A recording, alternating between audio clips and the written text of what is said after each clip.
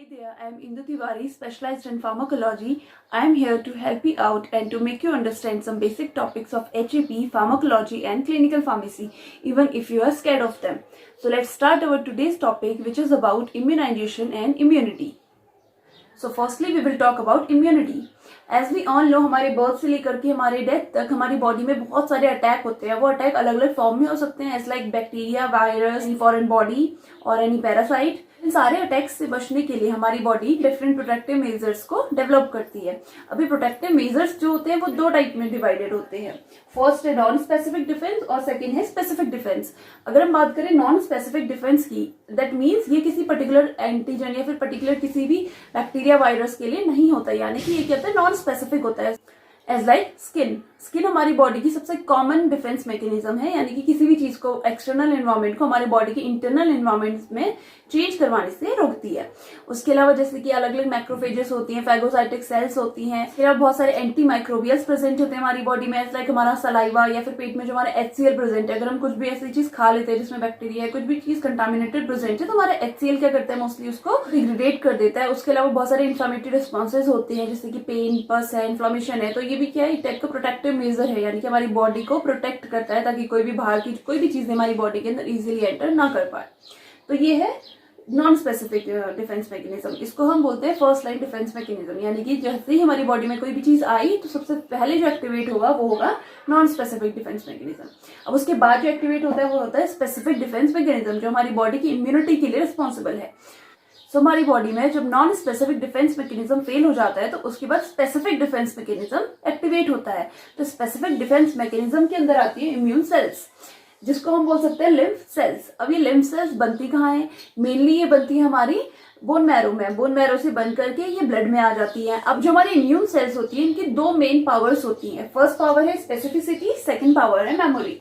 Specificity that means particular एक antigen के लिए एक टाइप की इम्यून सेल्स बनेगी, यानी कि एक टाइप की सेल्स बनेगी जो कि उस एंटीजन से बाइंड करेंगी और उसको किल कर देंगी. सेकंड है मेमोरी, कि एक बार अगर कोई एंटीजन हमारी बॉडी में आ गया है, उसके खिलाफ हमारी बॉडी में एंटीबॉडीज बनी है, कि उसकी मेमोरी को स्टोर करके रख लेती है कि कौन सी एंटीजन आया था और उसके खिलाफ कौन सी एंटीबॉडीज बनी थी. दैट मीन्स जो मेमोरी है वो दूसरा की पावर है हमारे इम्यून सिस्टम का. सो बोन मैरो में दो टाइप की लिम्फ सेल्स बनती है. फर्स्ट होती है टी लिम्फोसाइट्स और सेकेंड होती है बी लिम्फोसाइट्स. जो टी लिम्फोसाइट्स होती है वो डायरेक्टली उसके बाद थाइमस ग्लैंड होती है, जो कि हमारे हार्ट और स्टर्नम के बीच में प्रेजेंट होती है. यहाँ पे जाकर के यहाँ पे मेच्योर होती है और यहीं पे जाकर के क्या करती है, अपनी फुल पावर को डेवलप करती है. तो जो टी लिम्फोसाइट्स है मेनली हमें सेल मीडिएटेड या फिर सेल्यूलर इम्यूनिटी प्रोवाइड करती है. अभी सेल्यूलर इम्यूनिटी क्या होता है हम देख लेते हैं. जो टी लिम्फोसाइट्स होता है वो मेनली 4 टाइप की सेल्स होती है. इसके अंदर सबसे पहली होती है मेमोरी सेल्स, सेकेंड है हेल्पर टी सेल्स, थर्ड है cytotoxic T cells and then suppressor T cells. तो फर्स्टली है मेमोरी सेल्स. मेमोरी सेल्स का क्या काम है कि कोई भी एंटीजन आया है तो उसके खिलाफ जो भी एंटीबॉडी बनी है उसको पर्टिकुलरली याद रखना. जो ये मेमोरी सेल्स होती हैं ये डिवाइड नहीं होती हैं और ये बहुत लॉन्ग लाइफ होता है इनका, यानी कि बहुत लंबे टाइम तक ये चलती है और हमारी बॉडी को मेमोरी प्रोवाइड करती है. सेकेंड है साइटोटॉक्सिक टी सेल्स.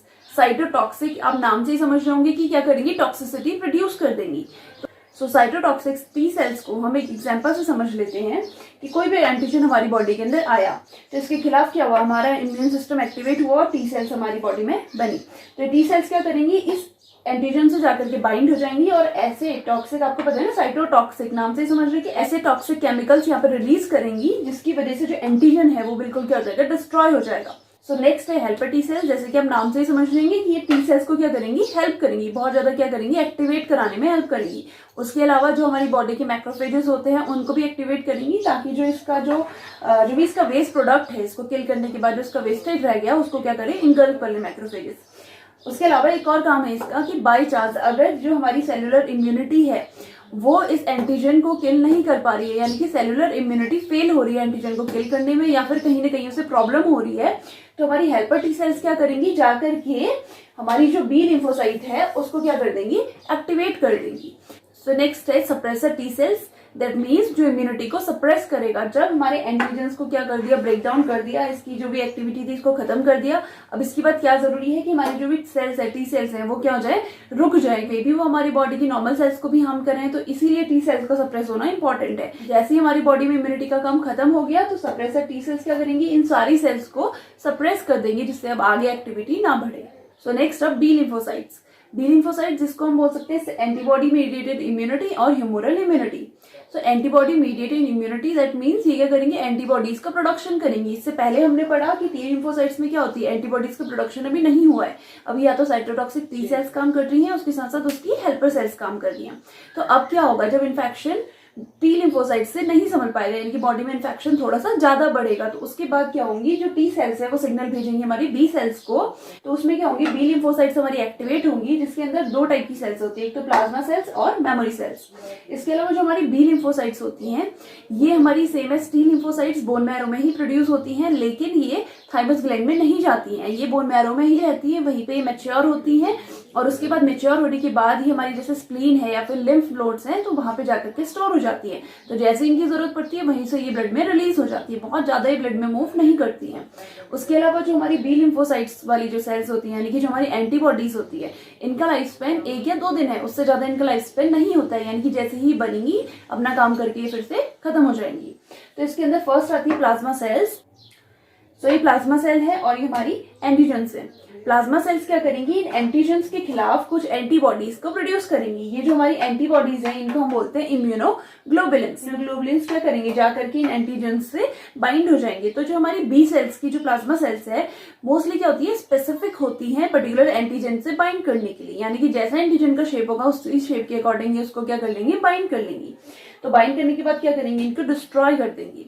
अब जो एंटीबॉडीज होती हैं या फिर जो इम्यूनोग्लोबुलिन्स होते हैं कि अलग अलग टाइप के होते हैं। फर्स्ट है इम्यूनोग्लोबुलिन ए, जो कि हमारे सलाइवा, मिल्क या फिर बाकी के बॉडी के सिक्रीशंस में प्रेजेंट होती हैं।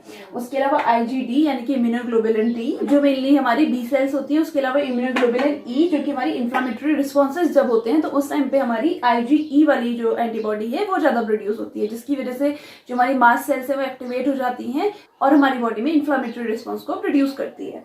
उसके अलावा है आईजीजी, बॉडी में जब फीमेल प्रेग्नेंट होती है तो उस टाइम पे प्रोड्यूस होती हैं और प्लेसेंटा को क्रॉस करके जो फीटस है उसको प्रोटेक्शन का काम करती हैं। उसके अलावा लास्ट है आईजीएम यानी कि इम्यूनोग्लोबुलिन एम। ये क्या होते हैं, प्राइमरी रिस्पॉन्स देती है हमारी बॉडी में, जो भी हमारी बॉडी में एंटीजन आया उसके खिलाफ प्राइमरी रिस्पॉन्स में ये वाली एंटीबॉडीज क्या होती है, प्रोड्यूस होती हैं। उसके साथ साथ जैसे जैसे इन्फेक्शन अगर बहुत ज्यादा बड़ा है तो उसके साथ साथ क्या होती है, बहुत सारी एंटीबॉडीज बनने लग जाती हैं। तो हमारे बी लिम्फोसाइट्स की जो सेकंड सेल्स है वो है मेमोरी सेल्स। जैसे कि हमने पढ़ा था टी लिम्फोसाइट्स में मेमोरी सेल्स का काम है एंटीजन और एंटीबॉडी को याद रखना, और जो मेमोरी सेल्स हैं ये G0 फेज में रहती हैं, यानी कि ये डिवाइड नहीं होंगे, वहीं पे रहेंगी और अपना लाइफ स्पेन वहीं पे पूरा करेंगी और ये बहुत लंबा इनका लाइफ स्पेन होता है। इसी वजह से अगर हमारी बॉडी में कोई एक इन्फेक्शन एक बार हो गया है तो दोबारा से वो नहीं हो पाता है, या फिर होगा तो बहुत लंबा टाइम या फिर बहुत ज्यादा एक्सपोजर होगा तभी हो पाएगा, अदरवाइज नहीं होगा, क्योंकि वो स्पेसिफिक एंटीबॉडीज हमारी बॉडी पहचान लेती है। तो हमारी बॉडी में इम्यून सेल्स के अलावा भी एक इम्यूनिटी होती है जो कि हमारी बॉडी को प्रोटेक्ट करती है, उसे हम बोलते हैं एक्वायर्ड इम्यूनिटी। अब नाम से समझ रहे हो आप, एक्वायर्ड यानी कि जो एक्वायर करी गई है बाहर के एनवायरमेंट से। तो छोटे से एग्जांपल से मैं आपको समझाती हूँ। मान लीजिए कोई हाई क्लास बच्चा है जिसने आज तक कभी मिट्टी में खेला नहीं है, वो आराम से साफ सुथरी जगह पे रहा है। अब अगर एकदम से उसको मिट्टी में छोड़ दिया जाए एक दिन के लिए तो क्या होगा, वो बीमार हो जाएगा। अब वही हम देखते हैं कि ऐसे बच्चे जो कि बाहर खेलते हैं, मिट्टी में खेलते रहते हैं, बहुत सारा क्या होता है इंटरेक्शन उनका मिट्टी से या फिर गंदगी से होता है, तो वो क्या एक बार बीमार पड़ेंगे लेकिन अगली बार क्या होती है उनकी बॉडी उसको एक्वायर कर लेती है। एक्वायर कर लेना यानी कि उसके खिलाफ ढल जाना। तो ऐसी सेम इम्यूनिटी होती है एक्वायर्ड इम्यूनिटी, कि एक बार क्या हो गया, अगर वो इन्फेक्शन हो गया या फिर एक पर्टिकुलर एनवायरमेंट में हम आ गए तो बॉडी क्या कर लेगी, उसे एक्वायर कर लेगी, यानी कि उसके खिलाफ हमारे इम्यून सिस्टम को ढाल लेगी। तो इसको हम बोलते हैं एक्वायर्ड इम्यूनिटी। सो इसके अंदर भी दो टाइप की इम्यूनिटीज आती है, एक्टिव इम्यूनिटी और पैसिव इम्यूनिटी। जो एक्टिव इम्यूनिटी है नाम से ही समझ रहे हैं, इसमें दो टाइप की इम्यूनिटीज आती है, एक तो आर्टिफिशियल, दूसरी नेचुरल। जो नेचुरल इम्यूनिटी है वो कैसे आएगी कि हमें एक बार बीमारी हो गई, मान लो मिट्टी में खेला, एक बार बीमारी हो गई, कोई ना कोई बैक्टीरिया कोई भी वायरस हमारे अंदर आ गया, हमारी बॉडी ने उससे फाइट कर लिया, हम ठीक हो गए, ठीक है। तो वो क्या है, एक टाइप की नेचुरल इम्यूनिटी। अब बॉडी की मेमोरी सेल्स क्या करेंगी, उसको याद रखेंगी और अगली बार अगर कोई ऐसा इन्फेक्शन होगा तो इजीली उसको क्या कर लेंगी, कॉन्कर कर लेंगी। सो नेक्स्ट है आर्टिफिशियल इम्यूनिटी। आर्टिफिशियल यानी कि इसको क्या करेंगे, आर्टिफिशियली बाहर से इंजेस्ट कराया जाए। सो नेक्स्ट है पैसिव इम्यूनिटी। ये भी दो टाइप की होती है, नेचुरल और आर्टिफिशियल। नेचुरल जैसे कि जो फर्स्टली जो आती है मदर से कैसे आती है कि मदर का अगर इम्यून सिस्टम अच्छा है बच्चे का इम्यून सिस्टम भी अच्छा होगा। नेक्स्ट है आर्टिफिशियल इम्यूनिटी। आर्टिफिशियल इम्यूनिटी कैसे आएगी, इम्यूनोग्लोबुलिन्स को इंजेस्ट कर, दैट मींस हमने कोई भी वैक्सीन नहीं लगाया, कोई भी टॉक्साइड हमने बॉडी के अंदर नहीं लिए, हमने क्या करा, डायरेक्टली जो एंटीबॉडीज हैं पर्टिकुलर एंटीजन के लिए उसको हमारी बॉडी के अंदर इंजेस्ट करा लिया। तो इसकी वजह से क्या होगा, इम्यूनोग्लोबुलिन्स हमारी बॉडी की इम्यूनिटी को डायरेक्टली बढ़ा देंगे। मतलब किसी और चीज को स्टिमुलेट नहीं करना, डायरेक्टली हमारी बॉडी में एंटीबॉडीज आगे जो डायरेक्टली एंटीजन से बाइंड करेंगी और उनको किल कर देंगी। सो नेक्स्ट हम स्टडी करेंगे इम्यूनाइजेशन। इम्यूनाइजेशन मीन्स इम्यूनिटी को इन्हांस करना है, इम्यूनिटी को बढ़ाना, जिसकी वजह से जो भी इन्फेक्शन आने वाला है, जो भी बैक्टीरिया वायरस जो भी है, उसको हमारी बॉडी इजीली उससे लड़ सके या फिर उसको डिफीट कर सके। तो इसके लिए हम क्या करते हैं, इम्यूनाइजेशन का सहारा लेते हैं। तो इम्यूनाइजेशन के लिए एक पैटर्न होता है, पहले हम उसको स्टडी कर लेते हैं। आपने सुना होगा कि बचपन से ही वैक्सीनेशन कराना जरूरी है, वरना बड़े होके प्रॉब्लम हो सकती है। जैसे कि पोलियो, जब तक पोलियो की वैक्सीन नहीं आई थी तब तक क्या था, बहुत सारे पेशेंट्स थे जो कि जिनको पोलियो हो जाता था। क्या है कि पोलियो की वैक्सीन आ गई है, जिससे कि बचपन से ही हम बच्चों को पोलियो की वैक्सीन लगा देते हैं, जिससे कि बड़े होकर उनको पोलियो नहीं होता है। तो सेम चीज हम इसमें स्टडी करेंगे कि कौन कौन सी वैक्सीन इंपॉर्टेंट है हमारे लिए, कि जो लगवाना जरूरी है। तो सबसे पहले जो प्रेग्नेंट वुमेन है उसको 16 से 36 वीक के बीच में टिटनेस का जो इंजेक्शन है, टिटनेस टॉक्सॉइड लगवाना बहुत ज्यादा जरूरी है, वो भी 2 बार। उसके अलावा जो इन्फेंट्स है, यानी कि जो बिल्कुल अभी पैदा हुए बच्चे हैं, बर्थ के टाइम पे उसको BCG यानी कि बैसिलस कार्मेग्यूरिन का इंजेक्शन लगाना जरूरी है 1 बार। उसके अलावा 1.5 महीने से 9 महीने के बीच में बच्चे को डिप्थीरिया, पर्टुसिस, टिटनेस का इंजेक्शन लगाना भी जरूरी है। उसके अलावा पोलियो का इंजेक्शन लगाना भी जरूरी है, वो भी 3 बार। इस पूरे टाइम इंटरवल में 3 बार लगाना जरूरी है। उसके अलावा जब बच्चा 9 से 12 मंथ्स के बीच में है तो मीजल्स का इंजेक्शन 1 बार लगाना जरूरी है। अब जब बच्चा थोड़ा सा बड़ा हो गया तो 18 से 24 महीने के बीच में उसको DPT का इंजेक्शन, वही वाला कि डिप्थीरिया, प्रोटिस, टिटनेस का इंजेक्शन दोबारा से लगाना है 1 बार। पोलियो का इंजेक्शन दोबारा से लगाना है 1 बार। उसके अलावा जब 5 से 6 साल के बीच में जब बच्चा है तो उसे डिप्थीरिया, टिटनेस का इंजेक्शन लगाना 1 बार जरूरी है। 10 साल में फिर से टिटनेस टॉक्साइड का इंजेक्शन और 16 साल में फिर से टिटनेस टॉक्साइड का इंजेक्शन दोबारा से लगाना इंपॉर्टेंट है। तो ये सारा इम्यूनाइजेशन क्यों हो रहा है, ताकि बॉडी की इम्यूनिटी बढ़े। अब बॉडी की इम्यूनिटी बढ़ेगी तो इजीली वो किसी भी इन्फेक्शन से लड़ सकती है। तो नेक्स्ट हम डिस्कस करेंगे इम्यूनोलॉजिकल प्रोडक्ट्स। इम्यूनोलॉजिकल प्रोडक्ट्स यानी कि जो हमारी इम्यूनिटी को बढ़ाने में हेल्प करेंगे, ऐसे प्रोडक्ट्स।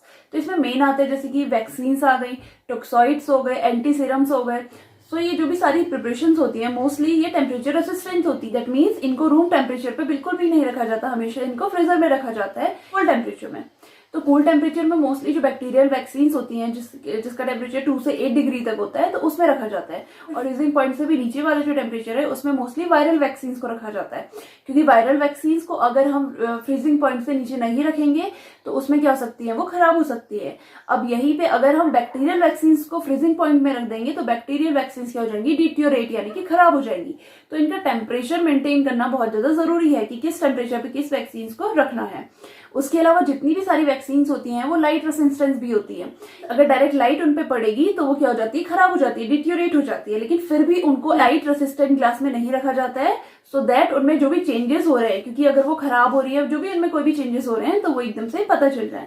इसके अलावा जितनी भी वैक्सीन्स होती हैं उनका जो लाइफ स्पैन होता है थोड़ा कम होता है, डिपेंड करेगा कि वो किस तरीके से बनाई गई है, लेकिन उनका जो मिनिमम लाइफ स्पैन होता है वो 6 मंथ्स होता है।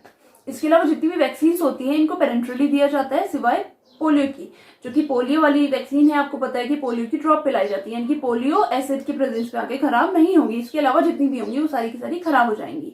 इम्यूनोलॉजिकल प्रोडक्ट्स के अंदर सबसे फर्स्ट आती है बैक्टीरियल वैक्सीन। नाम से आप समझ रहे होंगे कि ऐसी वैक्सीन जो कि बैक्टीरिया से बनी हुई है। अभी वैक्सीन का फंडा क्या है, यानी कि वैक्सीन कैसे हमारी बॉडी में काम करती है, इसके लिए मैं आपको एक छोटा सा एग्जाम्पल देती हूँ। तो सपोज कर लीजिए कि जो आपका घर है उसमें आतंकवादियों का हमला होने वाला है। अब वो आतंकवादी कैसे हैं, उनके पास कौन कौन से हथियार हैं, आपको कुछ भी नहीं पता, ठीक है। तो ऐसे ही हमारी बॉडी में भी क्या होता है कि हमारी बॉडी है नॉर्मल, उसमें कोई भी इन्फेक्शन अगर आएगा तो हमारी बॉडी को नहीं पता कि वो किस टाइप का इन्फेक्शन है, वो कितना ज्यादा पोटेंट है, उसको मारने के लिए हमें कौन सा हथियार चाहिए या फिर हमें कौन सी एंटीबॉडी बनानी पड़ेगी। बॉडी को उन इन्फेक्शियस मटीरियल से बचाने के लिए वैक्सीनेशन दी जाती है। तो वैक्सीन क्या करती है, मान लीजिए वैक्सीन बैक्टीरियल वैक्सीन है, यानी कि उसमें बैक्टीरिया प्रेजेंट है, तो बैक्टीरिया क्या होगा, जिंदा होगा, लेकिन जो उसकी पावर है, जो उसकी पोटेंसी है, वो क्या होगी, बिल्कुल खत्म कर दी गई है।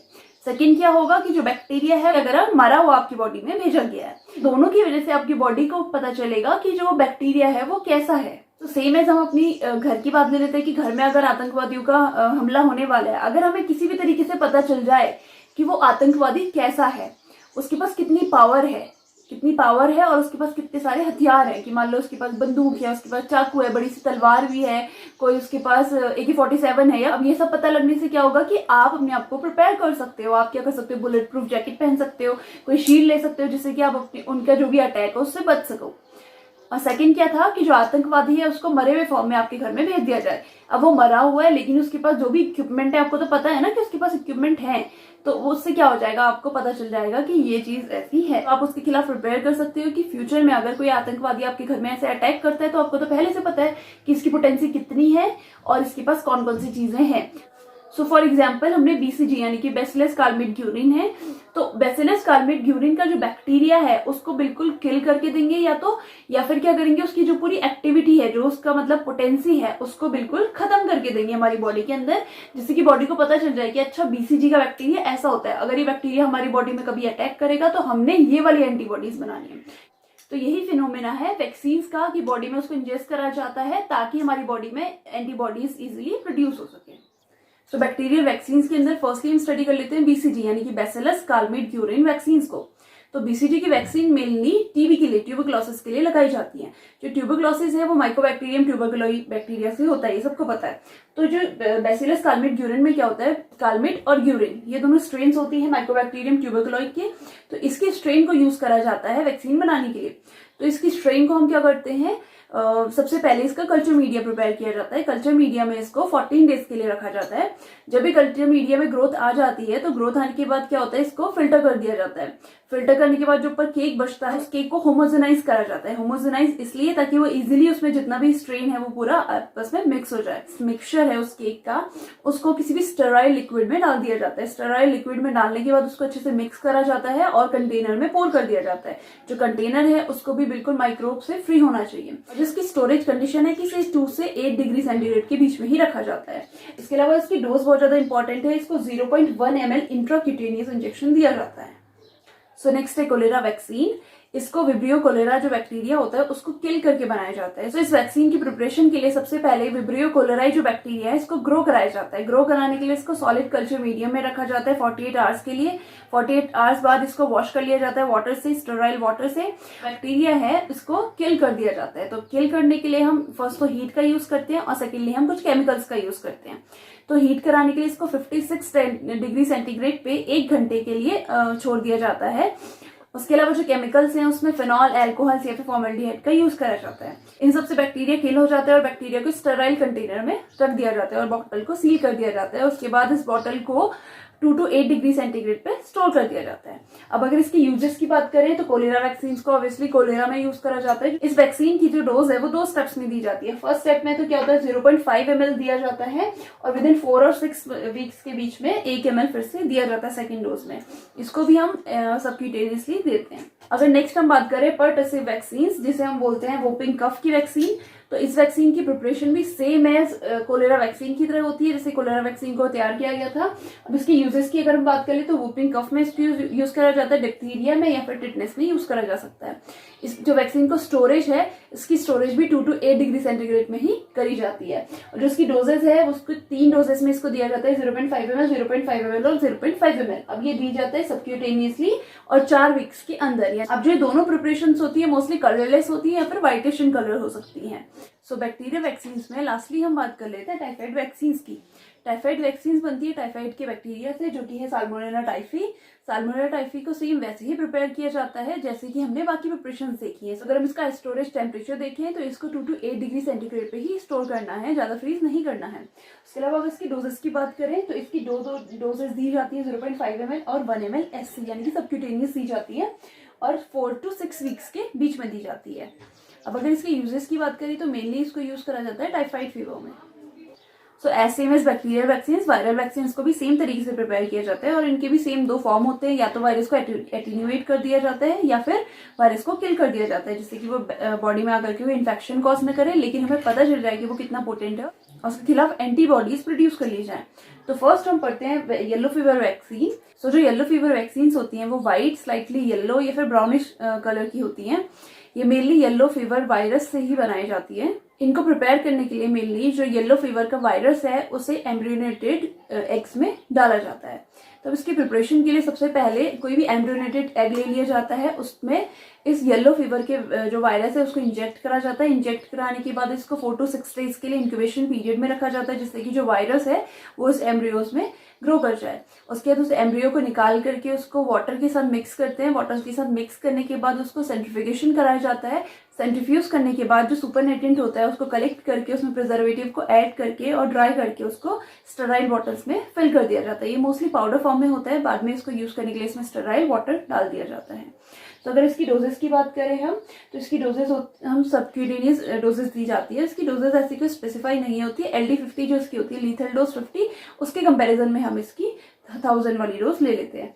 इसके अलावा इसकी जब स्टोरेज की बात करते हैं, इसको मोस्टली डार्क प्लेसेस में स्टोर करा जाता है, 0 डिग्री सेंटीग्रेड के नीचे। हमें पता है कि वायरल वैक्सीन को फ्रीजिंग पॉइंट के नीचे ही स्टोर करना पड़ता है, अदरवाइज वो डिटेरियोरेट हो जाती है, यानी कि खराब हो जाती है। और जो इसका यूजेस है, इसको येलो फीवर में यूज किया जाता है। अब इसके बाद हम बात कर लेते हैं टॉक्सॉइड्स की। सो इम्यूनोलॉजिकल प्रोडक्ट्स के अंदर थर्ड कैटेगरी है टॉक्सॉइड्स की। टॉक्सॉइड्स ऐसे केमिकल्स होते हैं जिनकी पैथोजेनिक जो एक्टिविटी है या फिर जो टॉक्सिक एक्टिविटी है वो बिल्कुल खत्म हो गई होती है, लेकिन जो उनकी एंटीजेनिक एक्टिविटी है वो रिमेन रहती है। क्योंकि एंटीबॉडी तो बन जाएगी लेकिन उनका टॉक्सिक इफेक्ट खत्म हो जाएगा। मैं आपको एक एग्जांपल से समझाती हूँ। जैसे कि मान लीजिए कोई स्नेक है, स्नेक का जो वेनम होता है, इट मीन्स स्नेक का जो पॉइजन है, अगर उसको निकाल दिया जाए और स्नेक की पॉइजन को बॉडी के अंदर इंजेस्ट कराया जाए, पर इंजेस्ट कराने से पहले टॉक्सिक प्रॉपर्टी है या फिर जो पॉइजनस प्रॉपर्टी है उसको खत्म कर दिया जाए, सिर्फ क्या करा जाए, वेनम को इंजेस्ट कराया जाए, तो उसमें क्या होगा, हमारी बॉडी में कोई टॉक्सिक इफेक्ट नहीं आएगा उसका, लेकिन वो एक एंटीजन की तरह काम करेगा। क्योंकि हमारी बॉडी से बाहर का वो एक लिक्विड है, तो वो एंटीजन की तरह काम करेगा। बॉडी उसके खिलाफ क्या करेगी, एंटीबॉडी बनाएगी, पर वो इतना ज्यादा पोटेंट नहीं है कि हमारी बॉडी में कुछ भी इफेक्ट कर सके। तो सेम प्रोसेस को यहाँ पे यूज करा जाता है कि कुछ ऐसे पैथोजेनिक बैक्टीरियाज होते हैं कि जो लिक्विड मीडियम में अगर उनको छोड़ दिया जाए तो वो क्या करते हैं, टॉक्सिन्स को रिलीज करते हैं। अब उन टॉक्सिन्स को हम क्या करते हैं, कुछ केमिकल्स को यूज करके, जैसे कि फिनॉल है या फिर फॉर्मल्डिहाइड है, उसको यूज करके उसकी टॉक्सिक प्रॉपर्टी को हम ब्लॉक कर देते हैं, जिससे कि सिर्फ उनकी एंटीजेनिक प्रॉपर्टी रह जाए।